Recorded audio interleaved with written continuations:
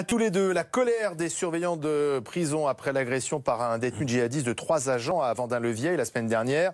L'opération prison morte devrait être reconduite demain. On va le savoir dans un instant puisque l'un des leaders est mon invité. On a appris également que le directeur de cette prison avait demandé à démissionner. Écoutez une première réaction. Aujourd'hui, il part, voilà, c'est fait. Mais il part quand même avec les honneurs, puisque c'est lui qui demande à partir. Donc c'est-à-dire qu'il n'est pas désavoué non plus par l'administration, qui ne le met pas dehors. On veut absolument aujourd'hui mettre en place une gestion des détenus radicalisés bien particulière. C'est-à-dire avec des établissements que pour eux, on les regroupe, on les gère de manière particulière, avec des lois qui peuvent être faites comme ça avait été avec Abdeslam pour la vidéo. On met des moyens en place bien particuliers. On peut mettre des moyens pour les personnels sur le terrain avec des tasers. On peut également mettre, l'Allemagne le fait, mon secrétaire général l'a encore dit hier, on peut mettre des chiens de défense et des chiens d'attaque. Alors, cette colère des surveillants de prison, on en parle avec Béatrice Brugère. Bonsoir.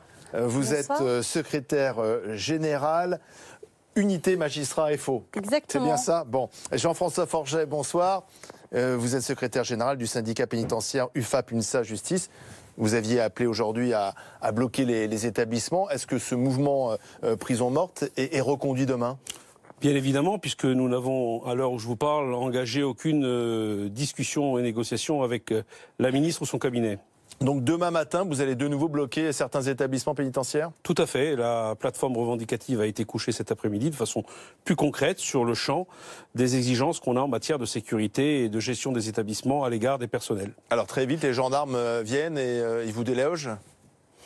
Bien évidemment, force est à la loi et c'est plus facile de déloger des gardiens de prison en colère au péril de leur vie que d'aller s'occuper au nom de l'État des difficultés qu'il y a par ailleurs. Voilà, enfin, j'en dirai pas plus. Lesquels, après, par mes collègues exemple de la police et de la gendarmerie, il faut Vous êtes en train de me parler de la ZAD. C'est plus facile de vous déloger, vous, que des zadistes, c'est ça ? Peut-être.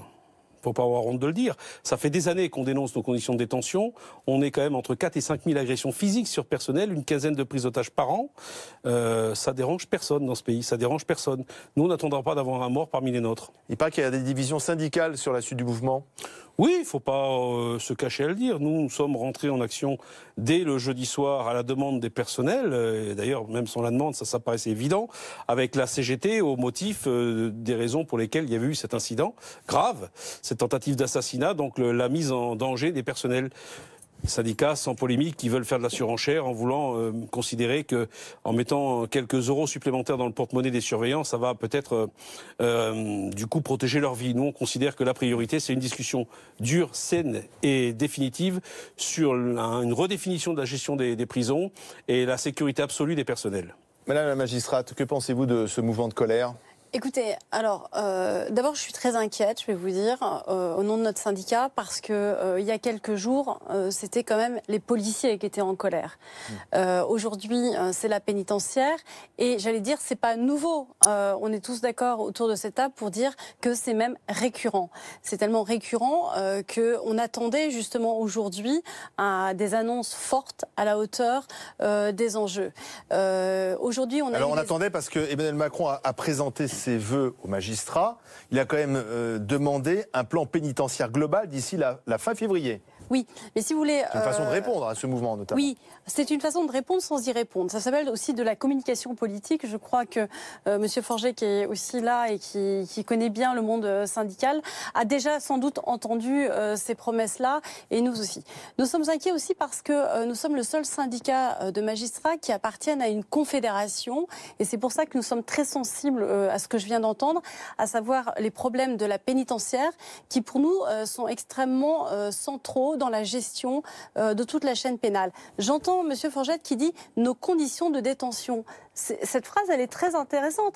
N'oublions jamais que le personnel pénitentiaire est en détention également. Est aussi en prison. Exactement. Oui. Et qu'on aurait trop tendance, et c'est légitime, à déplorer les conditions de détention des détenus, mais on ne parle jamais des gardiens. Mais les gardiens vivent quasiment dans les mêmes conditions. Alors il faut être plus dur. Soyons clairs. Par exemple, si on reprend l'histoire de ce djihadiste qui a agressé des gardiens de prison, certains disent qu'avec les détenus radicalisés qui sont prêts à mourir en tuant, il faut être beaucoup plus dur.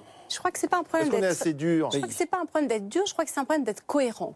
Nous réclamons depuis des mois des états généraux de la sécurité et de la justice pour mettre autour de la table la police, les magistrats et le personnel pénitentiaire et toute, j'allais dire, la vision qu'on peut avoir Les états sur... généraux, vous savez, en général, on parle beaucoup, mais Oui. il ne se passe pas grand-chose. Mais pourquoi? Parce qu'en fait, aujourd'hui, on nous fait des annonces, mais on nous fait des annonces sans études d'impact, sans statistiques, sans réalité. C'est-à-dire qu'on est sur de la communication politique, donc c'est très bien d'entendre qu'il va y avoir un grand plan global, sauf que la situation, elle est connue depuis des années. On parle de surpopulation, mais on pourrait aussi parler de sous-équipement carcéral.